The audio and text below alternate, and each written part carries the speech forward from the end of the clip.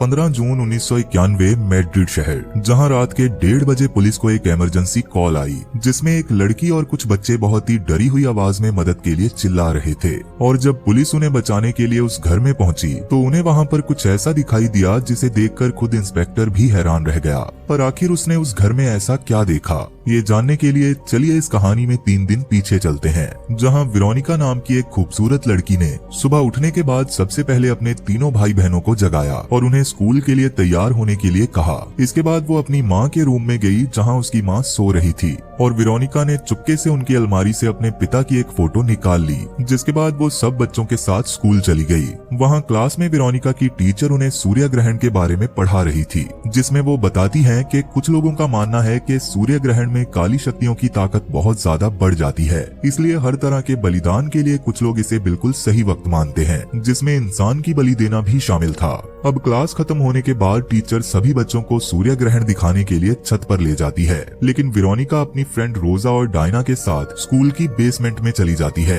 क्योंकि वो Ouija board के जरिए अपने पिता की आत्मा को बुलाकर उनसे बात करना चाहती थी। अब बेसमेंट में आकर वेरोनिका उइजा बोर्ड पर एक कांच के गिलास को उल्टा करके रख देती है और वो तीनों उस पर अपनी उंगली रखकर आत्मा को बुलाने की रस्म शुरू कर देती हैं, जिसके थोड़ी देर बाद वो गिलास तेजी से इधर उधर मूव करने के बाद अचानक रुक जाता है और वो गिलास बहुत ज्यादा गर्म भी हो चुका था, इसलिए रोजा और डायना उस पर से अपना हाथ हटा लेती हैं। लेकिन वेरोनिका अपना हाथ नहीं हटाती और वो गिलास टूट जाता है, जिससे वेरोनिका के हाथ पर कट लग गया और उसका खून निकलने लगा। और ये देखकर रोजा और डायना बहुत ज्यादा डर गई और वो बार बार वेरोनिका को आवाज लगाने लगी, लेकिन वेरोनिका को उनकी आवाज सुनाई नहीं दे रही थी, जिसके बाद उनके पास रखी कैंडल्स भी अपने आप ही गिरकर बुझ गई। और जब रोजा और डायना ने जल्दी से अपनी टॉर्च जलाई तो वो देखती हैं कि उइजा बोर्ड टूट चुका था और वेरोनिका जमीन पर लेटी हुई कुछ बड़बड़ा रही थी। तब रोजा कान लगाकर उसे सुनने की कोशिश करने लगी, लेकिन वो सुनने के बाद रोजा बहुत ज्यादा डर जाती है, जिसके बाद वेरोनिका जोर जोर से चिल्लाने लगती है।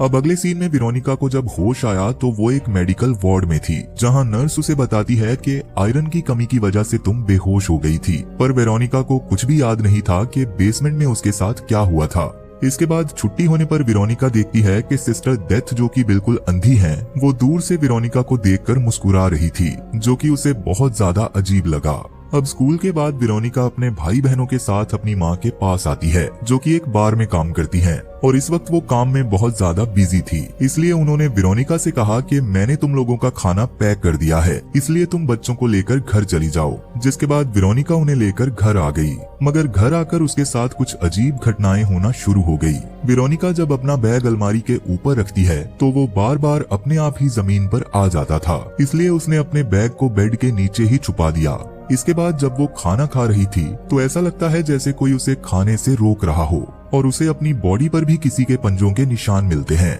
मगर इसके बाद जब वो अपने छोटे भाई एंटोनिटो को नहला रही थी तभी उसे अपने रूम से कुछ आवाज सुनाई देती है और वो एंटोनिटो को बाथटब में ही छोड़कर अपने रूम में चली जाती है, जहां अचानक रूम की लाइट्स अपने आप ही ऑन ऑफ होने लगी और उसके रूम का दरवाजा भी अपने आप ही बंद हो गया। तभी उसे बाथरूम से एंटोनिटो के चिल्लाने की आवाज सुनाई दी और वो जल्दी से दरवाजा खोलकर उसके पास आई, जहां वो देखती है कि बाथटब का पानी बहुत ज्यादा गर्म हो चुका था और इस वजह से एंटोनिटो की पूरी बॉडी पर रैशेस हो गए थे। तब रात को वेरोनिका उसकी बॉडी पर दवाई लगाती है और उससे अपनी इस गलती के लिए माफी मांगती है, पर एंटोनिटो कहता है कि ये सब तुमने नहीं किया, और ये सुनकर वेरोनिका हैरान हो गई। अब उसी रात जब वेरोनिका बर्तन धो रही थी तो उसके घर का टीवी अपने आप ही चलने लगा और जैसे ही वेरोनिका उसे बंद करके वहाँ से गई तो वहाँ एक साया उसे घूर रहा था। अब ये सब जो भी चल रहा था उसने वेरोनिका को काफी ज्यादा डरा दिया था, इसलिए वो हेडफोन लगाकर और हाथ में टॉर्च पकड़कर सो गई। पर इसी बीच उसके बेड को एक झटका लगने से उसकी नींद खुल गई,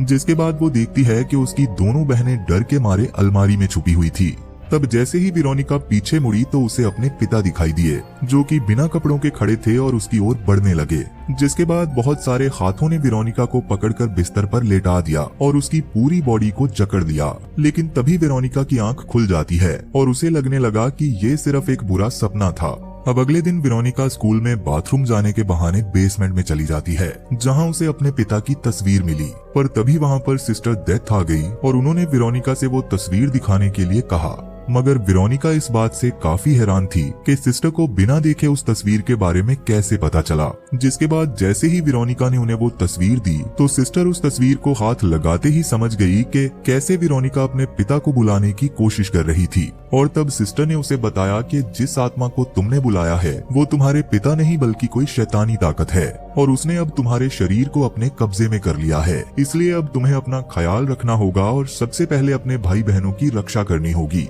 जिसके बाद सिस्टर उस आत्मा को यहाँ से जाने के लिए कहने लगी, लेकिन तभी स्कूल में छुट्टी की बेल बजती है और वेरोनिका वहाँ से भाग जाती है। इसके बाद वेरोनिका अपनी फ्रेंड रोजा से उस रात के बारे में पूछती है, क्योंकि उसे लगता था कि शायद रोजा और डायना उस रात के बारे में कुछ ऐसा जानती हैं जो उसे नहीं पता। लेकिन रोजा ने उसे कुछ भी ठीक तरह से नहीं बताया और वो डायना के साथ वहाँ से चली गई। जिसके बाद घर वापस आने के बाद वेरोनिका कागज पर एक पवित्र निशान बनाती है और ऐसे ही कई सारे निशान बनाकर अपने पूरे घर में लगा देती है ताकि वो आत्मा उसके घर से दूर रहे। मगर इसके बाद रात को जब वेरोनिका अपने रूम में सोने जा रही थी तो उसे बच्चों के रूम में एक काला साया दिखाई दिया और वो भागकर उनके रूम में चली आई, जहाँ एक काली परछाई ने उसके बनाए हुए सारे पवित्र निशानों को जला दिया। जिसके बाद उस परछाई ने लूसिया का गला पकड़ लिया और जब वेरोनिका उसे बचाने के लिए उसके पास आई तो लूसिया को लगने लगा कि वेरोनिका ही उसे मारने की कोशिश कर रही है। अब ये सब देखकर वेरोनिका बहुत ज्यादा डर गई थी, इसलिए वो तीनों बच्चों को लेकर हॉल में ही सो जाती है।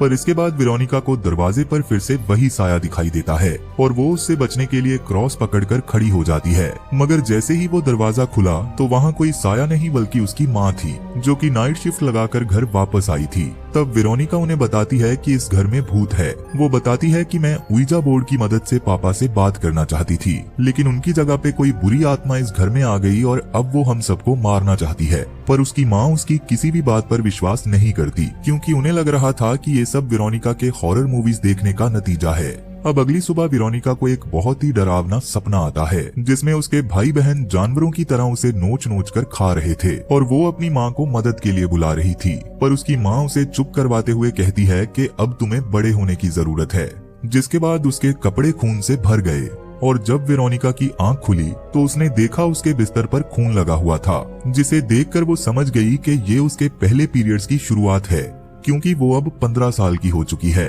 पर जब वो अपने बेड से खून के दाग साफ कर रही थी तो उसे किसी चीज के जलने की बदबू आने लगी और जब उसने गद्दे को पलट कर देखा तो वो नीचे से जला हुआ था। अब इसके बाद वो एंटोनिटो के रूम में आती है, जहां वो वेरोनिका से कहने लगा कि पिताजी आज रात फिर से आने वाले हैं और वो मुझे अपने साथ ले जाएंगे। तो वेरोनिका उससे कहती है कि अगर वो दोबारा वापस आए तो तुम उनकी बात मत सुनना और अपनी आंखों और कानों को बंद करके तब तक मेरा नाम पुकारना जब तक कि मैं तुम्हारे पास नहीं आ जाती। मगर तभी वेरोनिका ने देखा कि उस रूम के सभी गद्दे जले हुए थे और उन पर अलग अलग तरह के आकार बने हुए थे, जैसे कि वहाँ किसी इंसान को जलाया गया हो। और ये देखकर वेरोनिका समझ चुकी थी कि अब ये घर बच्चों के लिए सुरक्षित नहीं है, इसलिए वो सब बच्चों को अपनी माँ के बार में छोड़कर सिस्टर डेथ से मिलने चली आती है और उनसे इस आत्मा से छुटकारा पाने के लिए मदद मांगती है। पर सिस्टर कहती है कि मैं तो खुद काफी लंबे समय से उनसे छुटकारा पाने की कोशिश कर रही हूँ, लेकिन वो किसी भगवान से नहीं डरते और ना ही कोई तावीज इन्हें रोक सकता है, इसलिए उनसे छुटकारा पाने के लिए मैंने अपनी आंखें ही निकाल दी थी।